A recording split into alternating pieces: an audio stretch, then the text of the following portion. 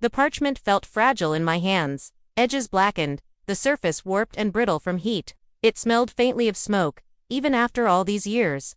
My heart was pounding so hard I could hear it in my ears. Could this be real?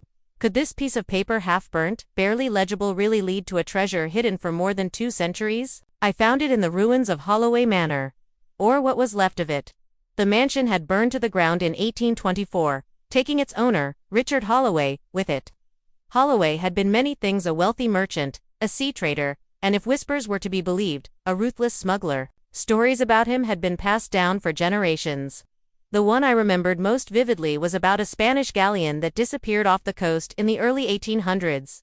According to legend, Holloway had bribed the surviving crew, stolen the gold, and hidden it somewhere on his sprawling estate. But before anyone could find it, his manor erupted in flames. No one ever proved whether the fire was an accident, or if someone had silenced Holloway permanently. I had been combing through the ruins all morning, my boots sinking into layers of ash. The air was still thick with the smell of damp soot, even after centuries. My flashlight beams swept over collapsed beams and charred walls, until it caught something strange in the fireplace, a faint metallic glint. Curiosity took over. I knelt, coughing as I pried at the soot-covered bricks. My fingers found a loose panel, and behind it, a small iron box.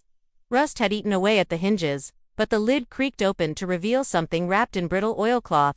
The parchment inside was unlike anything I'd seen. Not a typical map, no roads, no rivers. Just a scattering of dots and faint, curving lines. I brushed away the soot and realized they weren't random. Stars. That night, I laid the map on my desk and pulled up a star chart from 2 centuries ago. Slowly, painstakingly, I matched the dots to constellations as they would have appeared in Holloway's time. Piece by piece, the pattern emerged: a trail stretching north from the manor, following the coastline. It ended at a jagged symbol I didn't recognize, like the teeth of a saw. Cliffs. By morning, I had made up my mind. I packed rope, a flashlight, gloves, and the map. The drive to the cliffs was long and winding, the sea flashing in glimpses between hills, but the feeling in my gut told me I wasn't alone. A black SUV had been following me since I left town. When I parked near the trailhead, the SUV slowed but didn't pass. My instincts told me whoever was inside wasn't here for the view. The wind at the cliff's edge was brutal, salt spray stinging my face as I looked for the right spot. It took an hour of searching, but I finally saw a narrow ledge leading to a dark crack in the rock, half hidden behind a waterfall of seawater. Rappelling down was tricky. The rope bit into my hands, the ocean roaring far below. The entrance was barely wide enough to slip through, and inside, the air was heavy with salt and something older: stone, metal, decay. My flashlight revealed iron rings embedded in the walls. Whoever had used this cave had anchored something heavy here. I followed the tunnel deeper until my boot struck wood. It was half buried in sand and rock. My hands shook as I cleared the debris and pried the lid open. Gold, dozens of coins, tarnished but unmistakable, spilled into the light. Each one was stamped with the crest of the Spanish crown. Holloway's fortune was reland. I was staring at it. I didn't have long to enjoy the moment. Footsteps echoed behind me. Step away from the gold. I turned, my flashlight catching the figure in the shadows. A woman stepped forward, dressed in black, a pistol steady in her grip. Her hair was pulled back, her face calm, confident.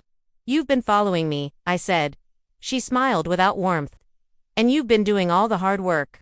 The cave trembled suddenly, dust raining from the ceiling. A storm was moving in fast, and the tide was coming with it. Seawater surged in, pooling around our feet. "You don't have time to take it all," I told her. Her eyes narrowed. "I can make time." The water was already waist-deep. I saw my chance when she turned to grab the crate. I lunged, yanking the map from her bag. She shouted, but I was already diving into the freezing current, letting the tide drag me toward the cave's mouth. The world became a blur of water, light, and crashing waves. I surfaced outside, gasping for air, clinging to the rocks until I could haul myself onto the shore. Behind me, the cave collapsed with a roar, sealing the gold inside forever, or at least until someone else got lucky. Hours later, I sat in a small coastal cafe, wrapped in a blanket, my hair dripping onto the table. I unfolded the map, relieved it had survived. But something was different.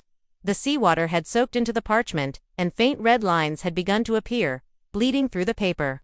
A second path, hidden until now, snaked away from the original trail, this one leading far inland. I stared at it, my pulse quickening.